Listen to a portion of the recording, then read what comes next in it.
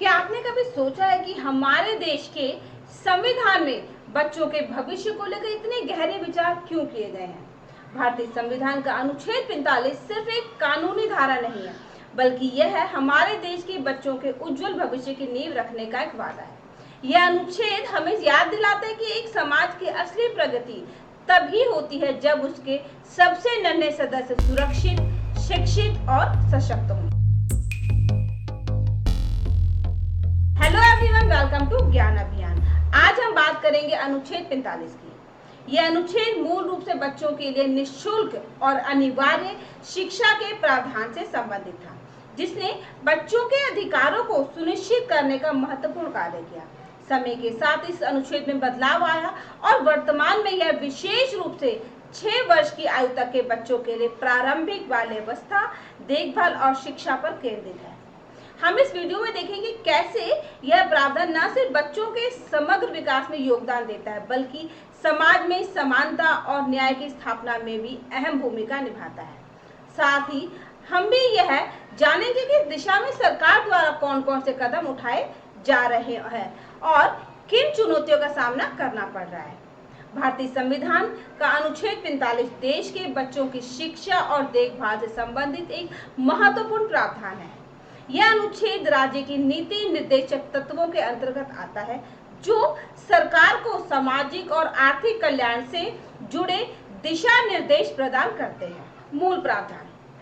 संविधान के प्रारंभिक स्वरूप में अनुच्छेद 45 में कहा गया था कि राज्य संविधान के लागू होने के 10 वर्ष के भीतर सभी बच्चों को 14 वर्ष की आयु पूरी करने तक निःशुल्क और अनिवार्य शिक्षा प्रदान करने का प्रयास करेगा। इसका उद्देश्य यह सुनिश्चित करना था कि सभी बच्चों को बुनियादी शिक्षा प्राप्त हो, जिससे समाज में समानता और न्याय की स्थापना हो सके। संशोधन और वर्तमान स्वरूप। 2002 में संविधान के 86वें संशोधन के माध्यम से अनुच्छेद 45 में महत्वपूर्ण परिवर्तन किए गए। इस संशोधन के तहत 6 से 14 वर्ष की आयु के बच्चों के लिए निःशुल्क और अनिवार्य शिक्षा को मौलिक अधिकार के रूप में शामिल किया गया, जिसे अनुच्छेद 21A में स्थापित किया गया। इसके परिणाम स्वरूप अनुच्छेद 45 को पुनः परिभाषित किया गया और अब यह 6 वर्ष से कम आयु के बच्चों के लिए प्रारंभिक बाल्यावस्था, देखभाल और शिक्षा प्रदान करने पर केंद्रित है। वर्तमान में अनुच्छेद 45 कहता है कि राज्य सभी नागरिकों के लिए 6 वर्ष की आयु पूरी करने तक प्रारंभिक बाल्यावस्था, देखरेख और शिक्षा देने के लिए उपबंध करने का प्रयास करेगा। महत्व और प्रभाव। अनुच्छेद 45 का मुख्य उद्देश्य ये सुनिश्चित करना है कि सभी बच्चों को उनके प्रारंभिक वर्षों में उचित देखभाल और शिक्षा मिले, जो उनके समग्र विकास के लिए आवश्यक है।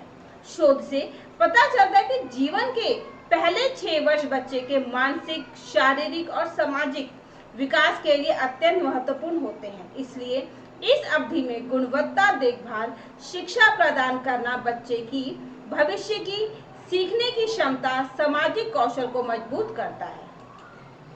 कार्यान्वयन और चुनौतियां। अनुच्छेद 45 के उद्देश्यों को साकार करने के लिए सरकार ने विभिन्न योजनाएं और कार्यक्रम शुरू किए। इनमें एकीकृत बाल विकास सेवा प्रमुख है, जो आंगनवाड़ी केंद्रों के माध्यम से बच्चों को पोषण, स्वास्थ्य, देखभाल और प्रारंभिक शिक्षा प्रदान करती है। इसके अलावा राष्ट्रीय शिक्षा नीति 2020 ने भी प्रारंभिक बाल्यावस्था, देखभाल और शिक्षा पर विशेष जोर दिया है, जिसमें 3 से 6 वर्ष के बच्चों के लिए गुणवत्तापूर्ण शिक्षा सुनिश्चित करने की बात कही गई है। चुनौतियां। बुनियादी ढांचे की कमी। ग्रामीण और दूरस्थ क्षेत्रों में आंगनवाड़ी केंद्रों और प्री स्कूल सुविधाओं की संख्या और गुणवत्ता में सुधार की आवश्यकता है। प्रशिक्षित शिक्षकों की कमी। प्रारंभिक बाल्यावस्था शिक्षा के लिए विशेष रूप से प्रशिक्षित शिक्षकों की उपलब्धता सीमित है, जिससे शिक्षा की गुणवत्ता प्रभावित होती है। सामाजिक और सांस्कृतिक बाधाएं। कुछ समुदायों में शिक्षा के प्रति जागरूकता और रुचि की कमी, विशेषकर लड़कियों की शिक्षा के संदर्भ में अभी भी एक चुनौती है। वित्तीय संसाधन। पर्याप्त वित्तीय समर्थन के बिना इन कार्यक्रमों को प्रभावी कार्यान्वयन कठिन हो सकता है। वित्तीय संसाधन, पर्याप्त वित्तीय समर्थन के बिना इन कार्यक्रमों का प्रभावी कार्यान्वयन कठिन हो सकता है। अब हम कुछ बहुविकल्पी प्रश्न करेंगे और जानेंगे कि हमने कितना सीखा। भारतीय संविधान का अनुच्छेद 45 किस विषय से संबंधित है? इसका सही जवाब है ऑप्शन सी, बच्चों की शिक्षा और देखभाल। मूल संविधान में अनुच्छेद 45 का उद्देश्य क्या था? इसका सही जवाब है ऑप्शन बी, 14 वर्ष तक निःशुल्क और अनिवार्य शिक्षा प्रदान करना। संविधान में अनुच्छेद 45 में किस वर्ष संशोधन के तहत बदलाव किया गया? इसका सही जवाब है ऑप्शन सी, 2002 में। 86वें संशोधन के पश्चात अनुच्छेद 45 का वर्तमान फोकस क्या है? इसका सही जवाब है ऑप्शन बी, 6 वर्ष से कम आयु के बच्चों के लिए प्रारंभिक बाल्यावस्था देखभाल। वर्तमान अनुच्छेद 45 के अनुसार राज्य किस आयु वर्ग के बच्चों के लिए देखभाल और शिक्षा प्रदान करने का प्रयास करेगा? इसका सही जवाब है ऑप्शन बी, 6 वर्ष। अनुच्छेद 45 किस प्रकार के नीतिगत तत्वों के अंतर्गत आता है? इसका सही जवाब है ऑप्शन बी, राज्य नीति निर्देशक तत्व।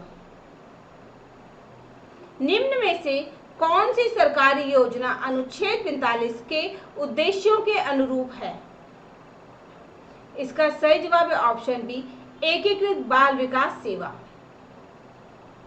अनुच्छेद 45 के कार्यान्वयन में सबसे बड़ी चुनौतियों में से एक कौन सी है? जिसका सही जवाब है ऑप्शन बी, पर्याप्त वित्तीय संसाधनों की कमी। संशोधन के पश्चात निःशुल्क और अनिवार्य शिक्षा का प्रावधान किस अनुच्छेद में स्थानांतरित कर दिया गया? इसका सही जवाब है ऑप्शन सी, अनुच्छेद 21A। निम्न में से कौन सी पहल अनुच्छेद 45 के उद्देश्यों के समर्थन में महत्वपूर्ण है? इसका सही जवाब है ऑप्शन ए, राष्ट्रीय शिक्षा नीति 2020। अनुच्छेद 45 भारतीय संविधान में बच्चों की प्रारंभिक देखभाल और शिक्षा के महत्व को रेखांकित करता है। यह प्रावधान न केवल बच्चों के समग्र विकास के लिए आवश्यक है, बल्कि समाज में समानता और न्याय की स्थापना में भी महत्वपूर्ण भूमिका निभाता है। हालांकि सरकार ने दिशा में कई कदम उठाए हैं, लेकिन अभी भी कई चुनौतियां हैं जिन्हें संबोधित करने की आवश्यकता है। सभी बच्चों को उनकी प्रारंभिक आयु में गुणवत्ता, देखभाल और शिक्षा प्रदान करने के लिए सरकार, समुदाय और नागरिक समाज को मिलकर काम करना होगा, ताकि एक सशक्त और समृद्ध समाज की नींव रखी जा सके। तो हमने आज जाना कि कैसे अनुच्छेद 45 बच्चों के भविष्य को संवारने का एक महत्वपूर्ण साधन है। यह अनुच्छेद हमें याद दिलाता है कि समाज की प्रगति के लिए बच्चों का विकास सबसे महत्वपूर्ण है। सरकारी योजनाएं और नीतियां इस दिशा में काम कर रही हैं, लेकिन हमें भी मिलकर यह सुनिश्चित करना होगा कि हर बच्चा सुरक्षित, स्वस्थ और शिक्षित हो। उम्मीद है कि यह वीडियो आपको पसंद आई होगी और आप अनुच्छेद 45 के महत्व को समझ गए हैं। तो अगर यह वीडियो आपको पसंद आई तो इसे लाइक करें, शेयर करें, चैनल को सब्सक्राइब करना ना भूलें। बेल आइकन दबाएं ताकि हमारी अगली वीडियो की जानकारी आपको मिल सके। अगर आपका कोई सुझाव है, आप कुछ पूछना चाहते हैं तो हमें कमेंट बॉक्स में लिखें। ये हमारा QR कोड है, इसको स्कैन करके आप अपने ज्ञान अभियान चैनल को सपोर्ट कर सकते हैं। तो मिलते हैं एक नए वीडियो में नई जानकारी के साथ, तब तक के लिए गुड बाय।